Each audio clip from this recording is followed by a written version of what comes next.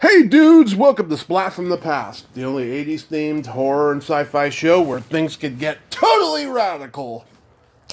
Now today, I will be welcoming probably my first ever director of photography that I've ever talked to on a podcast, Dean Lent. Dean was a production assistant for Wim Wenders on Paris, Texas. Oh, such a fabulous movie.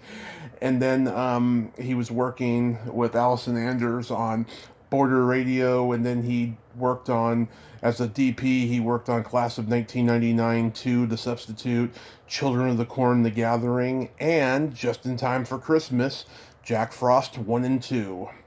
And it's going to be great to talk to him today. I haven't been able to get anybody from Jack Frost on here.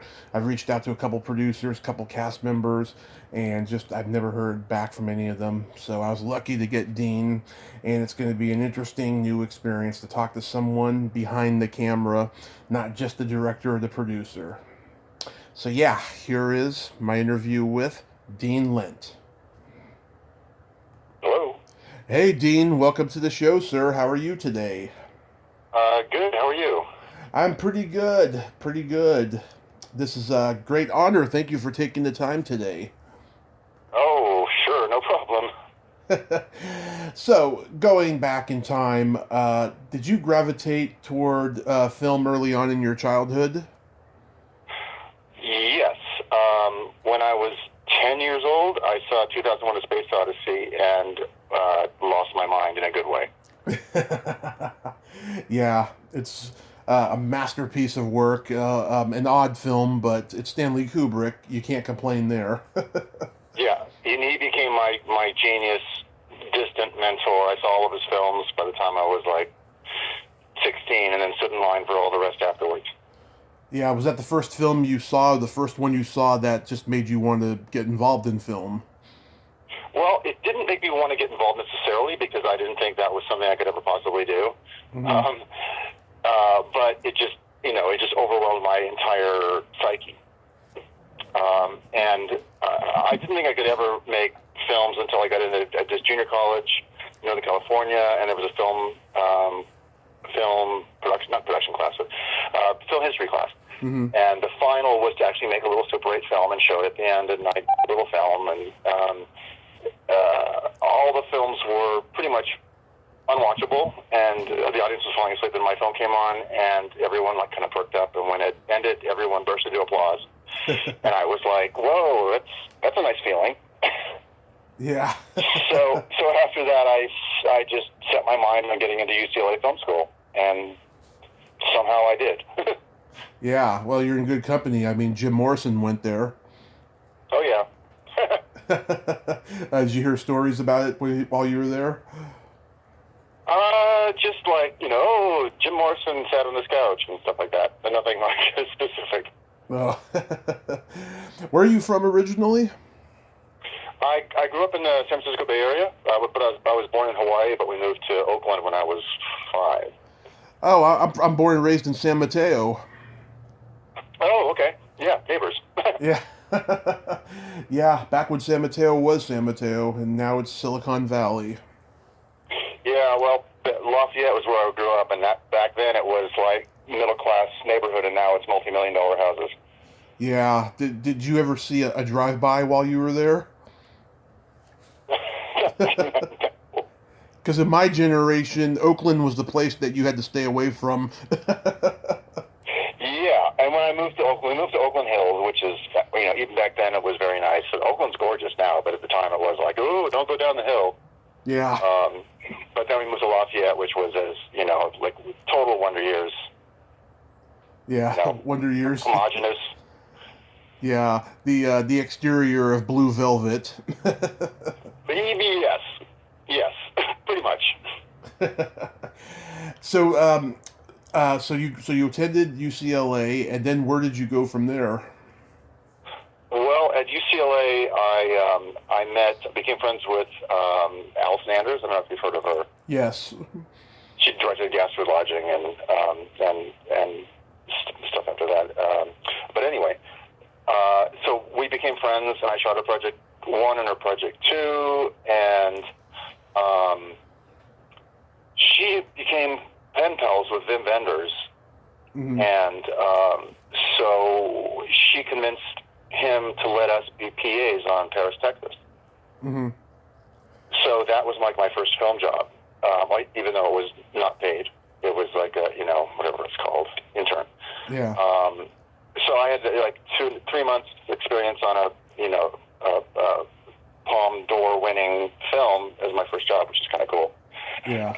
But we didn't like being PAs, so we decided, screw being PAs, let's just make a movie. Yeah. So we got together with her boyfriend at the time, and we just threw together this no-budget movie, which turned out to be Border Radio, which is now on Criterion Classics.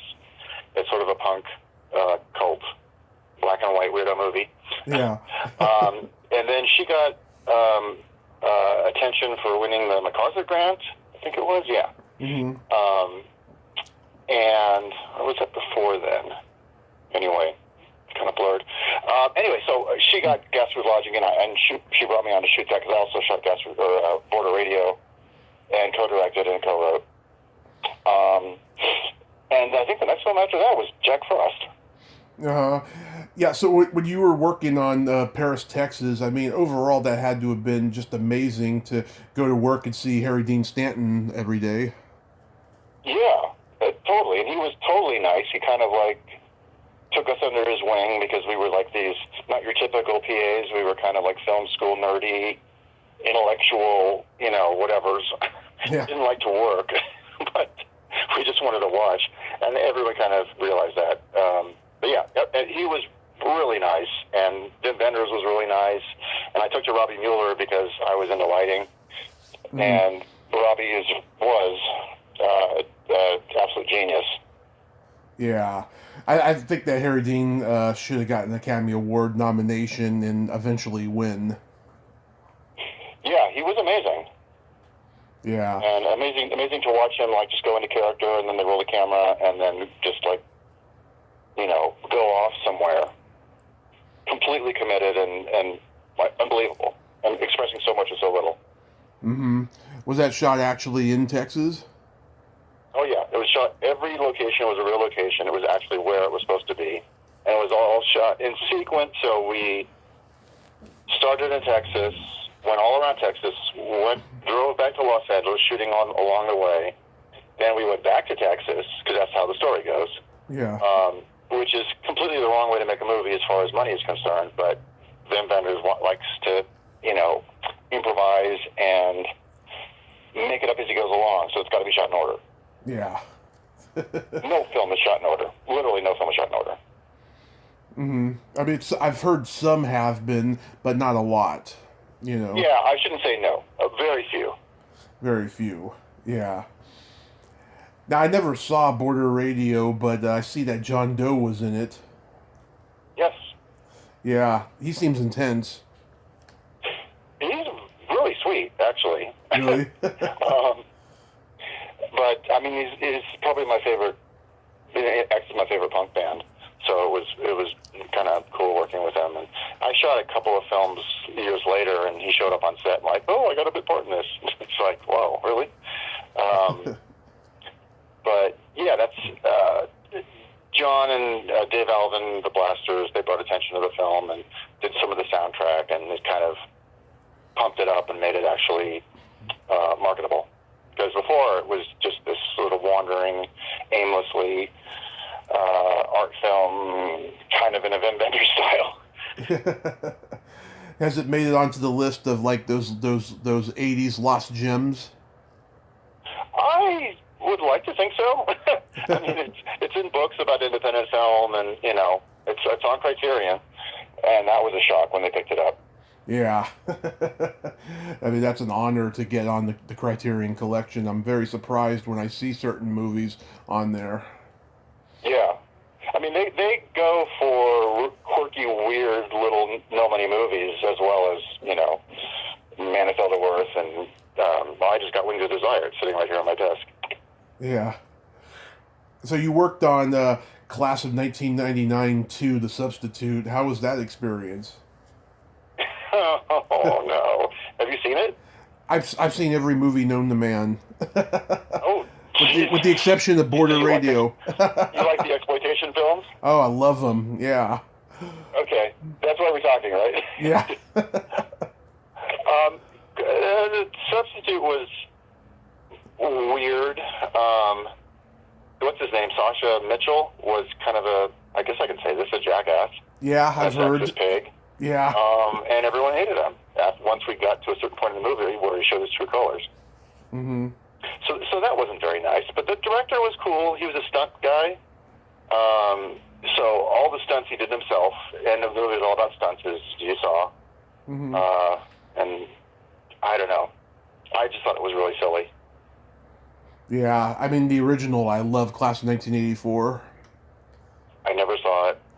Oh, God, I've talked to two people from that movie. It was dark. Yep. It was just as dark on screen as it was behind the scenes. I mean, extras were being forced to eat peanut butter and jelly at lunch and not the craft service food like the stars was eating. It was pretty bad. Oh, God. Oh, well, Yeah. This was nothing like that.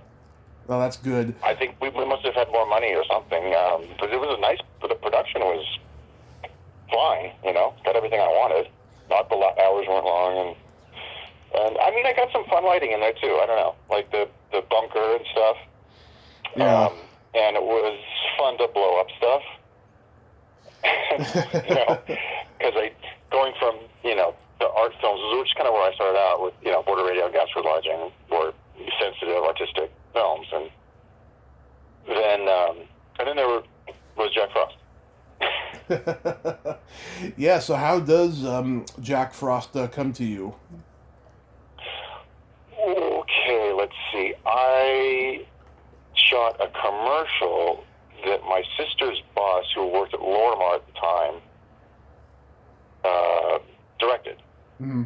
And the producers of that were Jeremy and Vicky, who ended up producing Jack Frost. And they liked working with me on this little commercial thing. And like a couple months later, they called me and said, we have this great film, this funny, silly horror film. So that's how that got connected. Mm-hmm. Did Cooney tell you what he wanted in terms of a look at the movie? Oh, God. He must have. I mean, this is like 94 or something. Yeah. So that's, 25 years ago? 15? 20? A long time ago. But, I mean, the look is actually pretty consistent. I just watched it like an hour ago. Nice. So we must have. I remember we had a screening at the American Cinematheque, and he sort of gave me this flattering bit of Dean's great kind of thing, because he came up with all his weird, lighting schemes and these angles and stuff that I never would have thought of. So, but Mm-hmm. it was very collaborative, and he is very, very creative.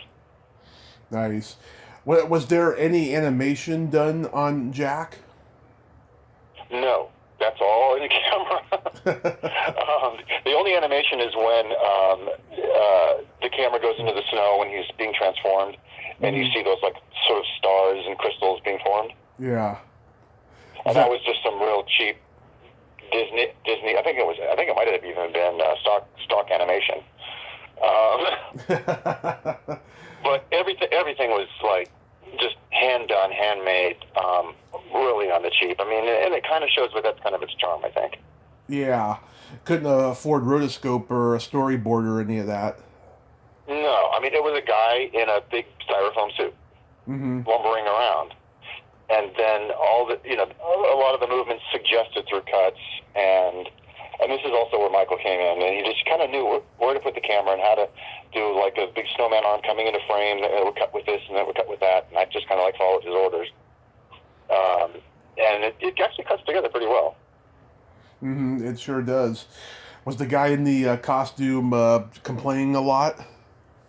I never remember a single complaint from him. No, it was we shot mostly in near Big Bear, and it was winter, so it was probably warm inside, which was a good thing because we were all in coats, shivering because a lot of it was nighttime. Was it a happy production overall? Yes, it was very, very, very happy, very fun. We were laughing the whole time. When we do a silly effect, everyone would just bust up after they call cut. Yeah. It was usually pretty funny and really silly and very stupid, but that's the point. Of course, it's supposed to be stupid. Yeah. Was Scott McDonald on set doing the voice? No.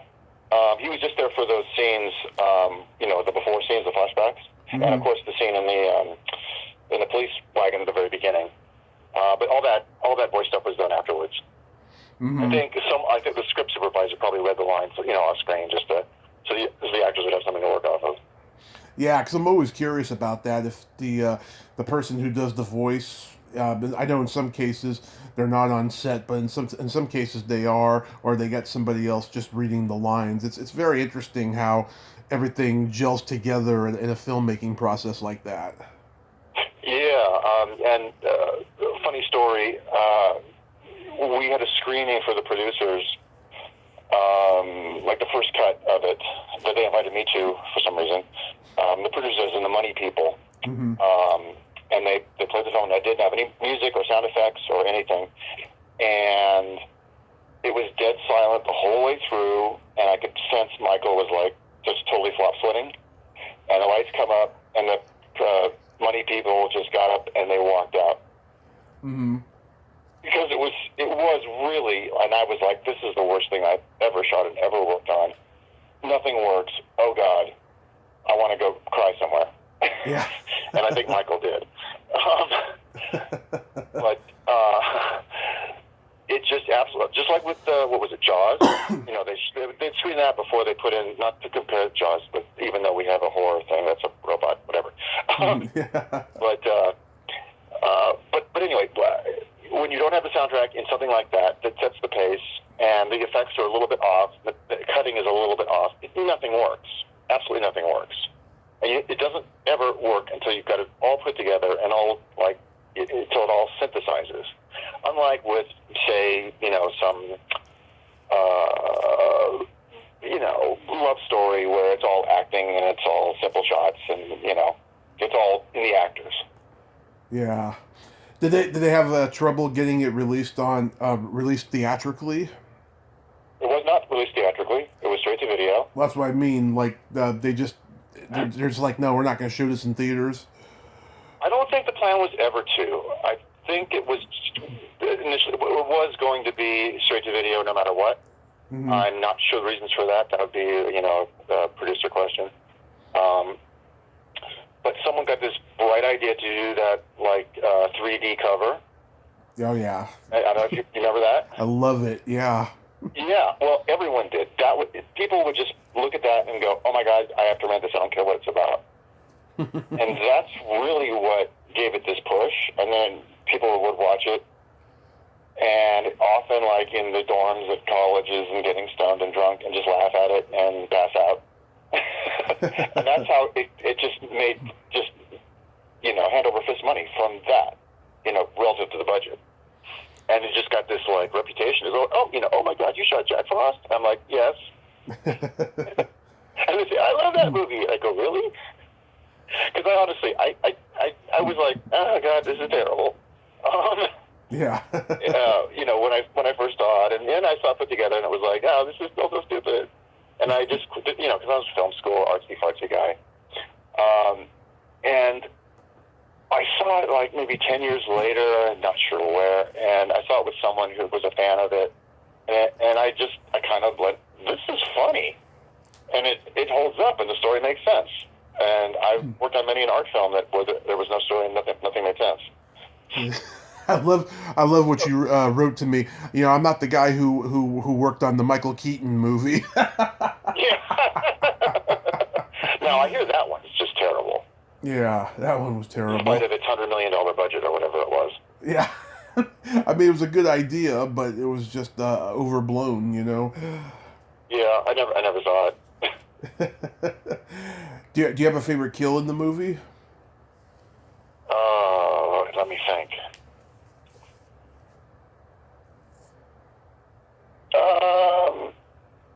Maybe this is probably not very PC, but the bathtub one is pretty good.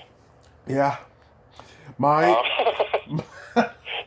we were filming that was we didn't know how it was all going to come together until we lined everything up, and we got her in there and had her take her clothes off, and it starts happening, and I was looking at my camera assistant going like, this is terrible. She's raping her. What the hell? We're so in trouble for this? Yeah, now you would. What's that? I said now you would, but then, no, I think you could get away with it then. Yeah, and we did. I mean, it's an ode to Psycho, right? Right. Right. Every horror filmmaker, they want to do a nod to Psycho somehow. You're right. We had the shower rings, from the curtain rod, spinning, just like in Psycho. And yeah. Anyway. My favorite in the movie is when he mashes that woman's face into the ornament. Oh, yeah. I'm a little squeamish, so that was a little bloody for me. Believe it or not. Yeah, And I kind of like the one where the boyfriend of Shannon gets like the icicles in his forehead and in his arm. Right. Yep. But what I can't watch is when the back of the door, the icicle pulls out and brain matter comes out. And I have to put my hand up. I know, it's funny. I was there shooting it and I saw it was all fake, but I still get grossed out. Yeah. How was making the sequel? Ooh, that was very strange. I do not like that movie. Yeah, it's not as good. No, I mean, for one thing, we shot it on high def, Mm-hmm. and it was literally one of the first movies all shot on high def, and it was before 24p was out, so we shot at 30 or 60i or whatever it was, so it looked like the news or a soap opera. Made everything look faker than it already was, and so that was one of my I can't stand this. One of the things was when we shot Jack Frost in Big Bear, we were hoping for snow, and it was a drought year, so there was not a drop of snow. Mm-hmm. And everything was snow blankets and the fake fluffy stuff, and we shot everything basically looking up or tight. Yeah. There's no wide landscapes in the entire film. I don't know if you've noticed that. No. Because there was no snow, and it just looked wrong. So anyway, Michael got the idea. Okay, so the sequel, we're going to have it on a tropical island, so we're not dealing with any snow effects or whatever, and it'll be nice and comfortable and blah blah blah. By the time we got to filming it, it was January, February in Los Angeles. And there was a weird cold snap, and it was 40, 30 degrees every night. It was all night shoots. And then one night it rained, and then I think it even snowed. And it's supposed to be a tropical island. Everyone's in shorts and T-shirts, all the actors. And then so all the goop from the snowman, whatever it was, I think it was tropical punch or something, or daiquiris that killed it. Yeah. Anyway, that all turned into a big soup in the middle of the set. And it day after day it started to turn into this stinky soup of prop tequila margarita, whatever it was. Mm-hmm. So it was just you wanted to barf every time you walked onto the set because of the smell. Yeah, I don't remember much from the sequel, but I remember reading, though, that there was a lot of stuff cut out of it because it was too gory. Yeah, honestly, I don't really remember that much of it. Yeah. As far as the gore is concerned, I thought, I think I've watched. I don't think I ever watched the whole thing. I watched 10 minutes of it, and I just couldn't stand the video look of it, and I just turned it off. Yeah, it's not as good, but the first one is great. I love it. No, yeah, the first one is the first one's inspired. Mm-hmm. Very much so. Yeah, and sequels are very hard unless you're, Francis Coppola or whatever, the Titanic guy. Oh, James Cameron? Yeah, he did two of the best sequels ever with the Terminator 2 and Aliens. Mm-hmm. Do you have any stories about working on Children of the Corn: The Gathering? That was one of the most unpleasant 2 nights of my life. 2 nights? Yeah, I just did pickups. They just hey, we need to DP to shoot some pickups. So all I shot were just inserts of bloody things and children running through a cornfield.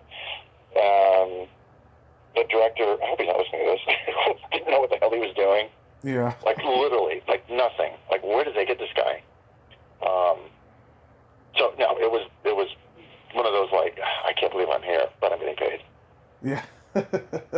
I've, talking to so many people in the exploitation world, I've heard just so many horror stories. I talked to this one woman. She pretty much summed it up. She said, they're called exploitation films for a reason. And she just is not very proud of a lot of the ones that she did in the 80s where she had to be naked and all that stuff. Oh, I'm assuming this is an actress. Well, she was an actress, and then she ended up directing her own exploitation films, but she made sure that, things that happened to her as an actress wouldn't happen as a director. Oh, that's kind of cool. Yeah. And so, so I've heard a lot of horror stories about making exploitation films. But did you ever try to get hired for, like, big mainstream movies? I did. I became friends with this DP named Ed Lockman, who shot Desperately Seeking Susan and a lot of things. Yeah, it's brilliant DP. He saw Guest with Lodging at Sundance, and he sort of funded me. And so I did B camera and what is it called? B camera and second unit stuff on Why Do Fools Fall in Love and what was the other one? Kind of like like a $20 million feature or $30 million feature. I remember Halle Berry. I shot Halle Berry, where she was Halle Berry. I think that was Why Do Fools Fall in Love. She was like one of the wives or something. So anyway, I got a taste through that, and I got on these sets without being in the union, which I shouldn't have because Ed just kind of snuck me on. And I got in trouble for it, and I just said, "Oh, screw it." And then I tried to get in the union, and in 2001, just before 9/11, and I was just about to get in, and 9/11 happened, and the film industry just shut down, and I was living off credit cards, and I couldn't pay the $5,000 dues or whatever it was, and it just kind of fizzled away, and I kind of got out of the industry, and then I got pulled back into TV, and I shot a bunch of segments for talk shows for 10 years, which made lots of money, but it was talk show stuff. and then I got out of that a couple of years ago because I was too old because it's all handheld stuff, and my arm just gave out, and now I'm kind of semi-retired. I'm living in Lake Arrowhead Mountains, but where Jack Frost was filmed. And I'm doing still photography, and I also have a project that I wrote that I'm trying to get produced as directing, but we'll see about that. Wow, I love hearing stories like that. I know what it's like to live off of a credit card. I did that for a while a few years ago, and then coming back, getting everything back together in my life and starting this podcast. It's been an amazing journey so far. Yeah, that's cool. Yeah, I mean, if people think, oh, you must, you work in the industry, you must be rich. No, most of us are not. Yep, I know everyone thinks that everybody in show business is rich, and when you really explore it more in depth, you find out that's not the case. But then you meet some, people who are just absolutely lovely, and you're like, wow, they're the richest people I know, Yeah. Well, I want to thank you so much for coming on today, Dean. You gave me some good information, so I thank you, sir. Oh, good. No problem. It was a pleasure. You have yourself a Merry Christmas, a Happy New Year, and stay safe out there. All right, you too. Okay, bye-bye. Thanks, bye. Well, there you have it. Dean Lent. Ain't he a cool dude? Nice guy, great stories, survivor like me. I enjoyed talking to him. Well, until next time, this is Tommy Throwback Kovac saying, there's no shame in living in the past, because the present sucks. Later, dudes.